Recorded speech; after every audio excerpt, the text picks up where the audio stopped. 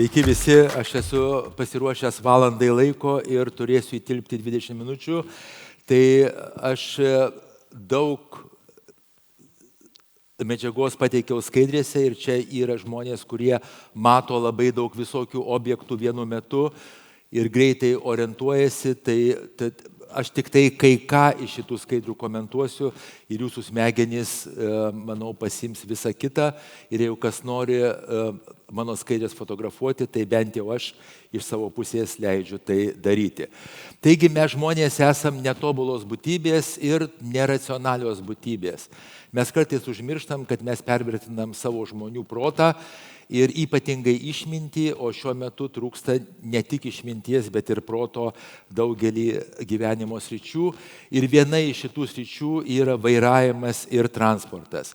Ir mūsų motorinės zonos smegenyse, mūsų smegenys vairuoja automobilį, jas valdo dvi kitos didelės smegenų dalys. Tai yra mūsų mąstymo dalis ir mūsų emocinė dalis ir jos tarpusavį konkuruoja.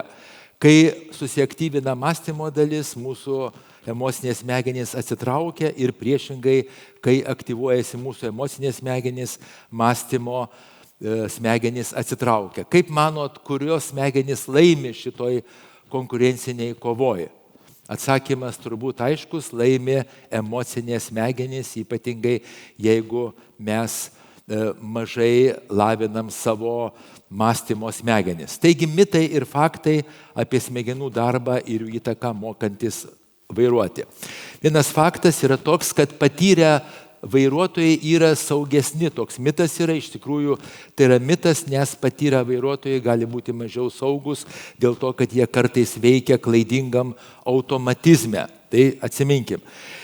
Mitas yra, kad jeigu prieš mūsų automobilį yra kažkoks objektas, tai vadinasi vairuotojas tą objektą mato.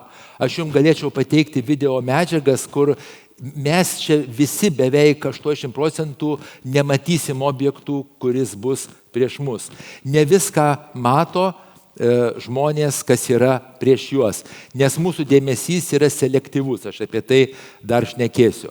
Greita reakcija nėra įgimtas mūsų bruožas, tai yra išlavintas dalykas, bet jinai nėra tiek svarbi vairuojant. Greita reakcija labai svarbi, bet tai šnekėsiu. Vairuojant yra labai svarbi gera prognozė, o ne greita reakcija. Klaidos nerodo, kad žmogus yra netinkamas vairuoti, klaidos yra labai gera medžiaga mokytis. Iš klaidų mes mokomės visi mielieji. Mes visi prieš išmokdami vaikščioti nukrenta žmogus vidutiniškai 800 kartų. Prieš išmokdamas vairuoti žmogus padaro daugybę klaidų. Klaidos yra geras dalykas. Mitas yra, kad kuo daugiau mes duodam instrukcijų, tuo geriau mokinys mokosi. Iš tikrųjų, per daug apkraudami mokinio smegenis mes išjungiam jas tarsi. Mitas yra, kad mokiniai gali psichologiškai atsipalaiduoti. Čia yra mitas, nes priklauso nuo jų smegenų, visa kita.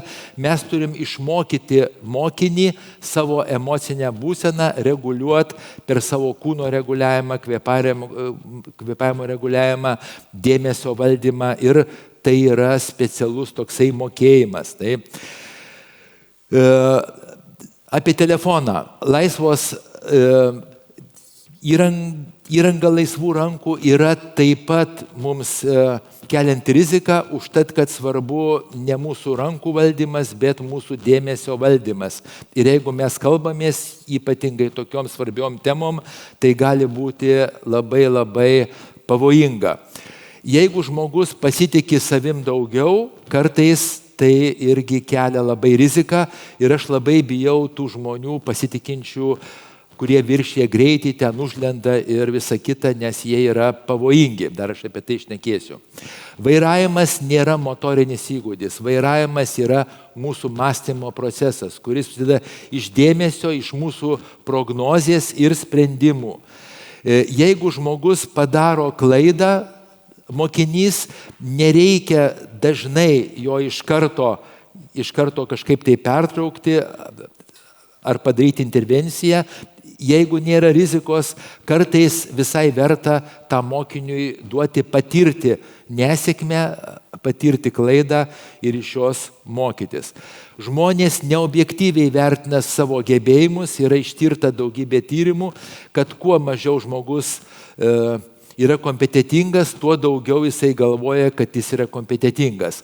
Ir mes Lietuvoje turim šimtus tūkstančių krepšinio ekspertų ir politikos ekspertų ir finansų ekspertų, kurių kompetencijos objektyvios yra labai menkos. Taip.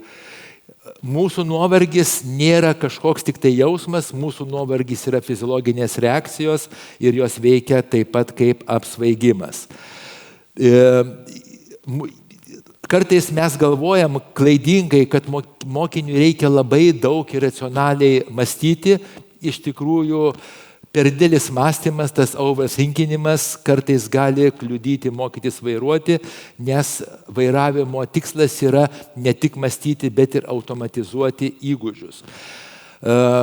Agresyvūs vairuotojai nėra blogo būdo žmonės, tai yra dažnai labai ligoniai, taip, jie serga įvairiom ligom ir asmenybės įvairiais sutrikimais, yra antisocialūs narcizai, yra serga ADHD ir taip toliau. Ir kai aš, pavyzdžiui, važiuoju leistinu greičiu arba 10 km viršiju leistinį greitį ir pro manim pralekia tenais kaip prostovinti, aš tiesiog labai su atjauta į tą žmogų pasižiūrau, nes jis yra iš tikrųjų ligonis. Taip, jis yra ligonis, jis nėra sveikas žmogus.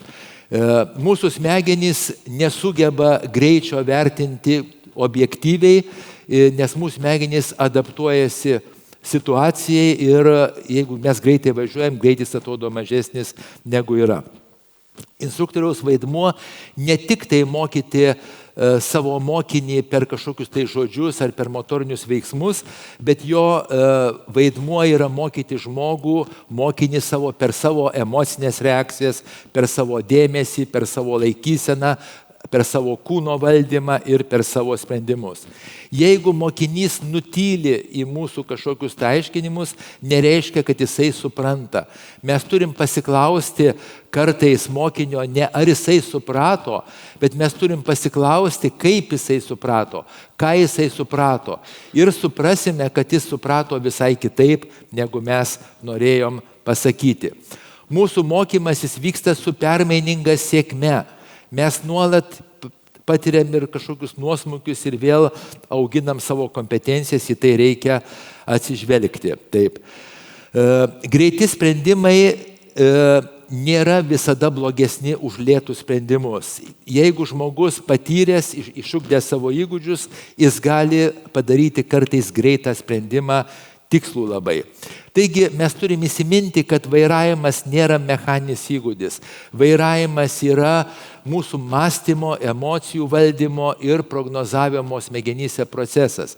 Jisai priklauso nuo mūsų dėmesio valdymo, nuo mūsų emocijų reguliacijos, nuo mūsų smegenų gebėjimo prognozuoti situaciją, nes vairavimas yra nuolatinis prognozavimas, taip ir nuo teisingų sprendimų.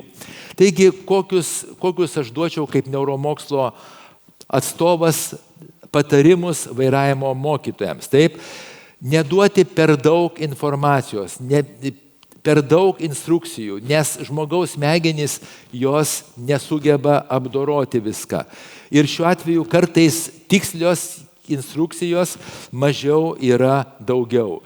Instrukciją reikėtų duoti prieš veiksmą, o ne veiksmo metu, o po veiksmo reikėtų reflektuoti mokinio rezultatą. Tai mokinių dėmesys greitai išsenka ir dėl to mes turim mokyti taip, kad duoti sunkesnę atkarpą, po to duoti lengvesnę atkarpą, po to duoti vėl sunkesnę atkarpą, kad smegenys jos adaptuotųsi ir išlaikytų savo darbingumą. Jeigu situacija yra sudėtinga, mielieji, tai mes turim sumažinti informacijos kiekį iki minimumo, nes šitoje situacijoje žmogaus smegenys pereina išgyvenimo režimą ir žmogus labai ribotai priima informaciją. Ji turi būti trumpa, aiški ir tiksli. Informacijai perteikti mes turim naudoti fragmentavimo techniką ir ją duoti mažais žingsniukais. Labai svarbu ne tik tai veiksmai, bet ir žodžiai, ir ypatingai žodžiai, kurie skatina mokinio mąstymą. Ką matai, ir labai geras klausimas, kaip tu manai, kas bus toliau. Taip.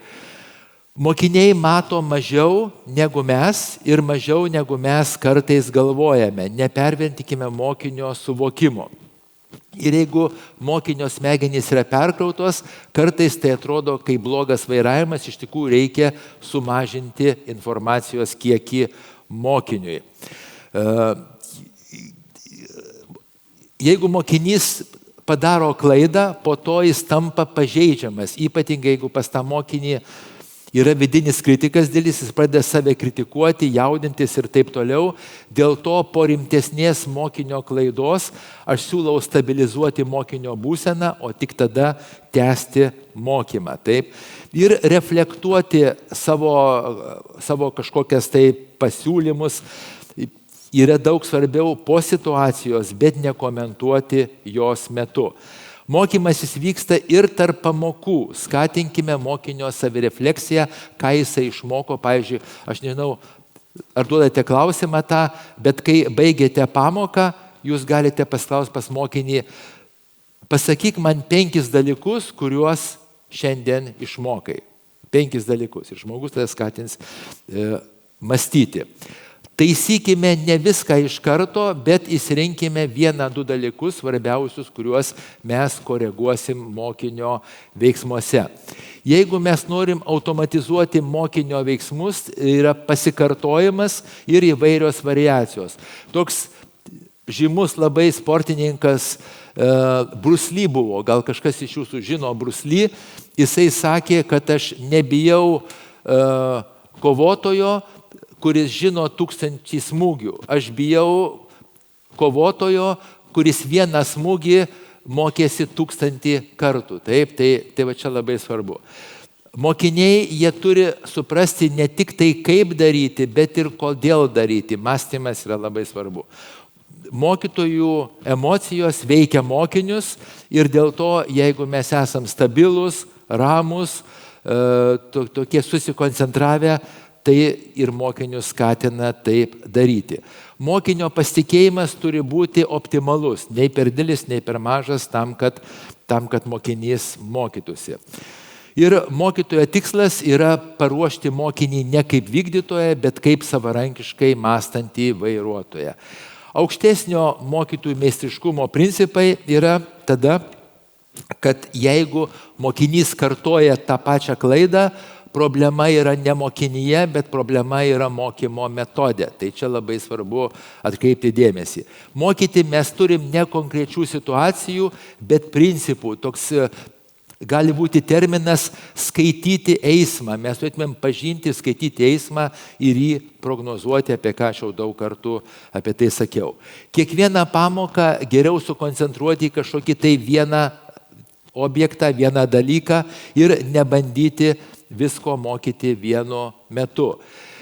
Savo mokymo kompleksiškumą mes turėtume didinti tik tai tuo met, kai mokinio būsena yra stabili ir jis pasiruošia sudėtingesniam mokymuisi. Instruktoriaus pauzės ir tylėjimas gali būti svarbesnės už instruktoriaus kalbėjimą. Jeigu instruktorius per dažnai įsikiša į mokinio kažkokį veiklą, mes sumažinam atsakomybę ir mes nugalinam mokinį. Mes turim įgalinti mokinį. Mokytojas turi įgalinti mokinį. Ir mokinys turi jausti, kad jisai valdo situaciją, o ne mokytojas turi jausti, kad šitą situaciją valdo. Neapibrėžtumas yra labai svarbus mokymo proceso metu, nebijokime jo. Ir svarbiausia, kad mokinys turi suprasti, kaip jisai priima sprendimus, kokia jo yra sprendimo logika, kurią mes galim koreguoti. Jeigu mokiniai daro neteisingus sprendimus, jiems tai atrodo logiška jų būtent smegenim iš jų perspektyvos. Ir siūlau grįžtamą į ryšį mokiniui susijęti su konkrečiu veiksmu, o ne su asmenybė. Vengti apibendrinimų, tu šioks, tu toks. Ir aš jau galvoju, gal šiuo metu jau tie mokytojai, kurie savo mokinius vadina visokiais vardais ir pravardžiuoja, jau jų šitoj salėje yra mažiau. Šnekėkim apie veiksmus, o ne apie mokinio asmenybę. Gerai nėra geras komentaras. Mes turim įvardinti tiksliai, kas buvo gerai, blogai nėra geras komentaras. Jeigu aš pasakysiu kažkokiam čia esančiam žmogui, jūs apsirengęs blogai, ar iš manęs gavote informacijos naudingos? Negavote, taip? Nes aš turėčiau pasakyti, jums čia į šitą garbingą auditoriją reikia ateiti su fraku ir su peteliške. Tada jūs gausite naudingą informaciją. Nesakykim blogai, nesakykim gerai, taip? Ir mokinys turi mokytis pastebėti savo klaidas ir jas taisyti. Mokymasis efektyvus vyksta diskomforto zonoje. Ir instrukcijas turi valdyti ne mokinį, bet situacijos sudėtingumą. Jeigu mokinys stringa, mažinkim tempą ir informacijos kiekį. Ir šiek tiek metaforų, kurias aš siūlau naudoti darbe su mokiniais, kurios tikrai man gali būti naudingos. Mūsų dėmesys yra kaip prožektorius. Jeigu mes neapšviečiam kažkokio objekto, mes jo nematome. Mes matom tik tai, kas yra mūsų dėmesio lauke. Smegenys yra kaip prognozavimo mašina ar kaip navigacija. Geras vairavimas yra gera prognozė, o ne reakcija. Mūsų smegenų mąstymas yra kaip stiklinė, į kurią mes pilam arbatą. Jeigu mes perpilam, jeigu mes tos informacijos duodam per daug, arbata liejasi per kraštus. Mūsų vairavimas, jisai turėtų būti kaip autopiloto ir piloto derinys. Autopilotas ten, kur reikia, bet kai kažkokie iššūkiai įvyksta, tada įjungiam savo pilotą. Streso metu mokinio smegenys, iš visų žmonių smegenys, pradeda veikti taip, lyg tai įvažiuodamos į siaurą tunelį. Taip, ir tada mato tik tai, kas vyksta prieš jį, ir tai gali būti labai rizikinga. Mūsų laikas, mėlyje, yra saugumo valiuta. Saugumas yra turimas laikas sprendimui. Kuo daugiau laiko mes turim, tuo daugiau saugumo valiutos mes turim ir tuo daugiau mes galim daryti geresnius sprendimus. Klaidos yra kaip ledkalnio viršūnė. Mes matom tik tai patį viršų, o pačios problemos dažniausiai yra nematomos apačioje. Multitaskinimas yra kaip dėmesio perjunginimas, kaip laginimas kompiuterio ir kai mes multitaskinam, galim užstrigti. Vairavimą mes galim žiūrėti kaip šachmatų žaidimą. Vairavime yra labai svarbu matyti ir galvoti keletą ėjimų į priekį ir svarbiausia yra prognozuoti ir veikti į priekį. Mūsų smegenys veikia kaip filtras, mes nematom informacijos. Jūs iš mano šito pasisakymo prisiminsit tik tai dalį informacijos, o kai kurie iš jūsų prisimins priešingus dalykus, negu aš sakiau. Mūsų smegenys filtruoja informaciją ir gali tai elgtis rizikingai. Mūsų emocijos yra kaip garsumo rankenėlė, kuri sustiprina signalus, ir jeigu mes paleidžiam per didelį garsą, ten ausinės galima pasitestuoti, mūsų sprendimai gali būti neteisinga. Mokymasis veikia kaip sporto klubas, kaip raumenų treniruotė, reikia tinkamo krūvio, tinkamo pasikartojimo ir vien suprasti neužtenka, reikia kaip tas Bruce Lee treniruoti. Dėmesys mūsų veikia kaip baterija ir nuovargis yra išsekusi baterija. Planas B kažkoks veikia kaip atsarginis parašiutas. Mes turim žinoti, kaip mes elgsimės, jeigu atsitiks taip ir taip. Instrukcijos mūsų yra kaip duomenų srautas ir jeigu mes per daug jų teikiam, mes užstriginam sistemą. Mūsų patirtis yra kaip šablonų biblioteka, kaip algoritmų biblioteka, mes ją kaupiam, kuo mūsų smegenys gauna daugiau patirties, tuo daugiau mes turim algoritmų savo bibliotekoje, tuo daugiau iš ko galim rinktis. Mūsų stresas veikia kaip stabdis smegenims ir gali stabdyti racionalų mąstymą, o sprendimai veikia kaip domino efektas, viena maža klaida gali sukelti visą grandinę. Kaip, pavyzdžiui, per didelis greitis, tada vėliau stabdom, panika ir taip toliau. Ir vairavimas kaip filmas turėtų būti, o ne kaip nuotrauka, mes turime matyti judėjimą, o ne momentą ir ne kadrą.